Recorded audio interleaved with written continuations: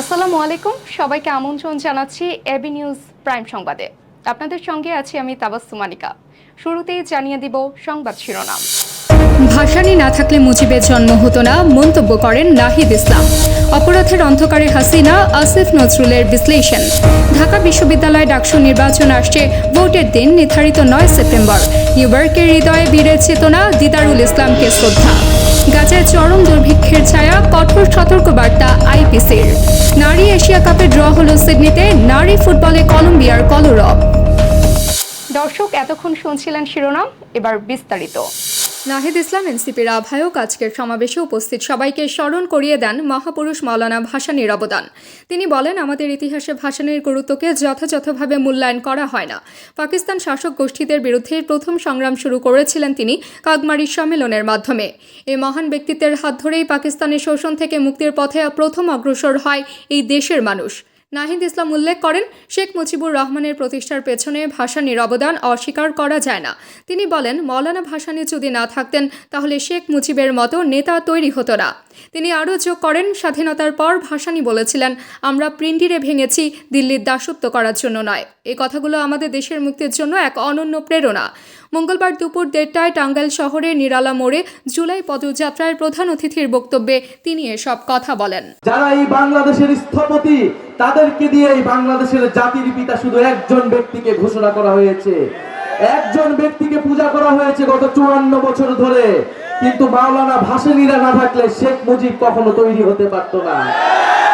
যেই 69-এর গণ অভ্যুত্থানের মধ্য দিয়ে আওয়ামী লীগ নেতৃত্ব নিয়েছে, সেই 69-এর গণ অভ্যুত্থানের অন্যতম কারিগর ছিলেন, নেপথ্যের পুরুষ ছিলেন মাওলানা ভাসানী।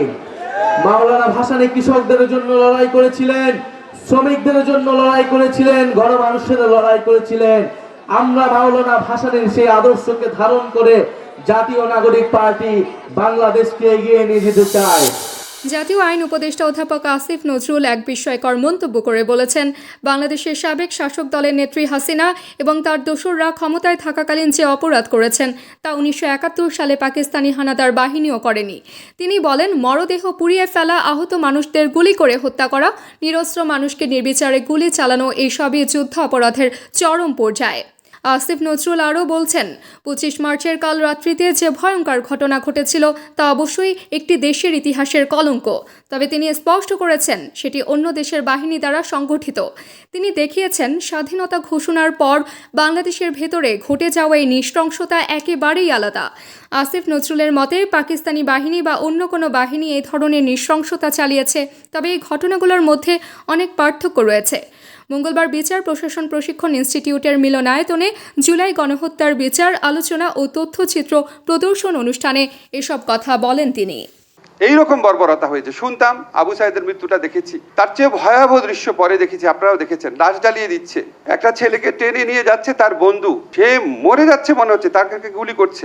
শেখ হাসিনা এবং তার দোসররা যে অপরাধ বাংলাদেশে করেছে, আমি সরি, আমার মনে হয় 1971 সনে পাকিস্তানি বাহিনী এত জঘন্য অপরাধ করে নাই। মৃতদেহ পুড়িয়ে ফেলা, আহত মানুষকে গুলি করে মেরে ফেলা, আর্মড মানুষকে আহত হয়ে যাচ্ছে যখন তখন গুলি করে মেরে ফেলা। আপনারা বলতে পারেন 25শে মার্চে কালো রাত্রে হয়েছে, অবশ্যই 25শে মার্চে কালো রাত্রে ভয়াবহ ঘটনা ঘটেছে।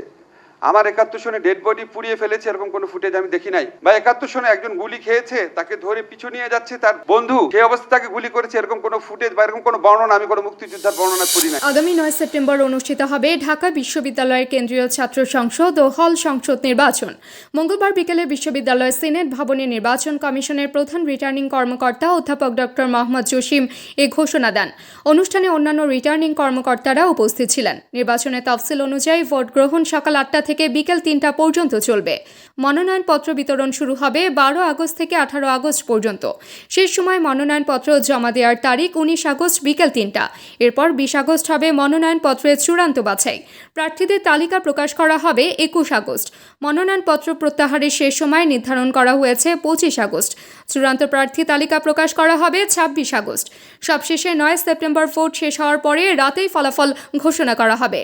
বিশ্ববিদ্যালয় কর্তৃপক্ষ জানিয়েছে, প্রথমবারের মতো হলের ভেতর ভোট কেন্দ্রের পরিবর্তে 6টি নিরপেক্ষ স্থানে ভোটের ব্যবস্থা করা হয়েছে। ফলে এবার প্রথমবারের মতো হলের বাইরে ভোট কেন্দ্র থাকবে। এই পরিবর্তন ভোটের স্বচ্ছতা এবং নিরপেক্ষতা জোরদার করার জন্য গুরুত্বপূর্ণ পদক্ষেপ বলে মনে করা হচ্ছে। ছাত্র জনতার অভ্যুত্থানের মধ্য দিয়ে আমরা তফসিল ঘোষণার মতো একটা সুযোগ আমরা পেয়েছি নতুন করে দীর্ঘ অনেক দিন পর ডাকসুর তফসিল ঘোষণা করছি। ঢাকা বিশ্ববিদ্যালয় কেন্দ্রীয় ছাত্র সংসদ ডাকসু নির্বাচন 2025 তফসিল ঘোষণা 29 জুলাই 2025 মঙ্গলবার বিকেল 4টা। খসড়া ভোটার তালিকা প্রকাশ 30 জুলাই 2025 বুধবার। খসড়া ভোটার তালিকা আপত্তি গ্রহণের শেষ তারিখ 6 আগস্ট 2025 বুধবার বিকেল 4টা পর্যন্ত।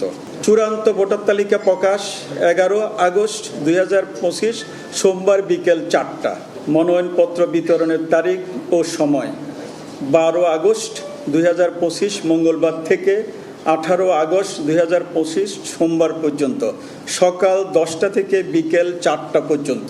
মনোনয়নপত্র গ্রহণের সর্বশেষ তারিখ ও সময় 19 আগস্ট 2025 মঙ্গলবার বেলা 3টা পর্যন্ত।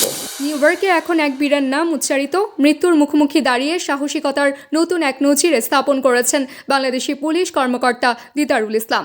বয়সের ভারে ক্লান্ত না হয়ে নিজের দায়িত্বের প্রতি বিশ্বস্ত থেকে তিনি শহরবাসীর হৃদয়ে স্থান করে নিয়েছেন। মঙ্গলবার এক সংবাদ সম্মেলনে নিউ ইয়র্ক সিটির মেয়র এরিক অ্যাডামস তার ব্যাপক প্রশংসা করে বলেছেন তিনি এই শহরকে গভীর ভালোবাসতেন, বিশ্বাস করতেন ঈশ্বরের প্রতি আনুগত্য ও ধর্মনিষ্ঠ জীবনযাত্রা তাকে একজন সত্যিকারের নিউ ইয়র্কার হিসেবে গড়ে তুলেছিল। দায়িত্বে অবিচল দিদারুলের জীবন ছিল শহর প্রেমের এক অনন্য দৃষ্টান্ত। তিনি সততার সঙ্গে পেশাগত দায়িত্ব পালন করে গেছেন, হৃদয় দিয়ে এই শহরকে আপন করে নিয়েছিলেন। তার পরিবারের সঙ্গে দেখা করে মেয়র অ্যাডামস বলেছেন তিনি একজন বীর, তার প্রতি আমাদের গর্বিত হওয়া উচিত। সোমবার সন্ধ্যায় নিউ ইয়র্কের মনোহারিণী শহর ম্যানহাটানে এক ভয়ঙ্কর হামলার ঘটনা ঘটে। শেন ডেভেন তামুরা নামে 27 বছর বয়সী এক যুবক একটি বহুতল ভবনে ঢুকে এলোপাতাড়ি গুলি চালাতে শুরু করেন। এই অপ্রত্যাশিত হামলায় শহরের নিরাপত্তা রক্ষাকারী দিদারুল ইসলাম সহ আরও 3 জনের মৃত্যু হয়। ফিলিস্তিনের অবরুদ্ধ গাজা উপত্যকায় মানবিক বিপর্যয় অব্যাহত রয়েছে, যেখানে দুর্ভিক্ষের আশঙ্কা এখন বাস্তবতা হিসেবে দেখা দিয়েছে। আন্তর্জাতিক ক্ষুধা পর্যবেক্ষণ সংস্থা আইপিসি সতর্ক করে দিয়ে বলেছে এই মুহূর্তে গাজায় দুর্ভিক্ষের সবচেয়ে ভয়াবহ অবস্থা চলছে। ইসরায়েলের বিরুদ্ধে বিশ্ব নেতাদের তীব্র সমালোচনার মাঝেই এই সংকটের গভীরতা স্পষ্ট হয়ে উঠেছে। আইপিসি জানিয়েছে তারা গাজাকে আনুষ্ঠানিকভাবে দুর্ভিক্ষ পীড়িত এলাকা হিসেবে ঘোষণা দিতে প্রস্তুত, তবে এই ঘোষণা দেওয়ার জন্য বিশ্লেষণের প্রয়োজন রয়েছে। সংস্থাটি বলেছে তারা বিলম্ব না করে গাজাকে দুর্ভিক্ষ কবলিত হিসেবে ঘোষণা করার কাজ শুরু করবে। আন্তর্জাতিক 21টি সংস্থার সমন্বিত উদ্যোগে কাজ করে এই সংস্থা, যা বিশ্বের বিভিন্ন প্রান্তের ক্ষুধার মাত্রা নির্ধারণ করে থাকে। গত 22 মাস ধরে ইসরায়েল ও হামাসের মধ্যে সংঘাত অব্যাহত, আর এর ফলে মানবিক সংকট বাড়ছে। গত রোববার ইসরায়েল ঘোষণা করেছে তারা গাজার কিছু অংশে 10 ঘন্টার জন্য সামরিক অভিযান বন্ধ রাখবে এবং নতুন ত্রাণপথ চালু করবে। তবে দুর্ভিক্ষের জন্য প্রয়োজনীয় পরিস্থিতি তৈরি হলে সেখানে অন্তত 20% মানুষ চরম খাদ্য সংকটে পড়বে। শিশুরা তীব্র অপুষ্টিতে ভুগবে, আর প্রতি 10,000-এ 2 জনের মৃত্যু হারও উল্লেখযোগ্যভাবে বৃদ্ধি পাবে। আগামী বছরের প্রথমার্ধে অস্ট্রেলিয়ার নান্তনিক প্রান্তরে হবে নারী এশিয়া কাপ। মার্চের 1 থেকে 23 তারিখ পর্যন্ত অনুষ্ঠিত এই মহাযজ্ঞে 12টি দেশের প্রতিনিধিরা একত্রিত হবে এক মহা সমারোহে। আজ সন্ধ্যাবেলায় সিডনির হারবারের সামনে জমকালো আয়োজনের মধ্য দিয়ে ড্র অনুষ্ঠান সম্পন্ন হলো, যেখানে উপস্থিত ছিলেন স্বাগতিক অস্ট্রেলিয়া ও এএফসির অংশগ্রহণকারী সব দেশের অধিনায়ক এবং কোচ। অভিজাত এই অনুষ্ঠানে বাংলাদেশের নাম ছিল না। প্রথমবারের মতো এই মহাযজ্ঞে তাদের অংশগ্রহণের সুযোগ ছিল, কিন্তু দুর্ভাগ্যবশত বাংলাদেশ থেকে কেউ উপস্থিত হননি। ড্র পূর্ববর্তী দিন দলের কোচ ও খেলোয়াড়রা ট্রফি হাতে ছবি তুলতে গেলেন। সেখানে ছিল শুধুই অস্ট্রেলিয়া, তাইওয়ান, ভারত, চীন, দক্ষিণ কোরিয়া, উজবেকিস্তান ও ভিয়েতনামের প্রতিনিধিরা। জাপান, উত্তর কোরিয়া, ইরান ও ফিলিপাইন কিছুটা পিছিয়ে থাকায় তাদের এই ফটো সেশনে উপস্থিতি ছিল না। অস্ট্রেলিয়ায় এই অনুষ্ঠানের আয়োজন ছিল এক অনন্য মর্যাদার। সাধারণত মালয়েশিয়ার কুয়ালালামপুরে হয় এই ড্র, কিন্তু এবার এক অনন্য চেহারা নিল এই আয়োজন। গত বছর জুলাইয়ে কলম্বিয়াকে হারিয়ে টানা দ্বিতীয়বারের মতো কোপা আমেরিকার শিরোপা অর্জন করে আর্জেন্টিনা। সেই বিজয়ের গল্পে এক নতুন অধ্যায় যোগ হলো 1 বছর পর, যেখানে মাঠের লড়াইটি বদলে গেছে এবার নারীদের ফুটবলে। কোপা আমেরিকা ফেমিনিনার সেমিফাইনালে মুখোমুখি হয় 2 দেশের প্রতিদ্বন্দ্বী মেয়েরা, অথচ ছেলেদের মতো এ লড়াইয়ে আর্জেন্টিনা নারী দল পারেনি সেই একই কীর্তি পুনরাবৃত্তি করতে। তাদের হারিয়ে ফাইনালে উঠে গেছে কলম্বিয়া নারী দল। টাই ব্রেকারে 5-4 ব্যবধানে জয় পায় তারা। দর্শক, এতক্ষণ আমাদের সঙ্গে থাকার জন্য ধন্যবাদ।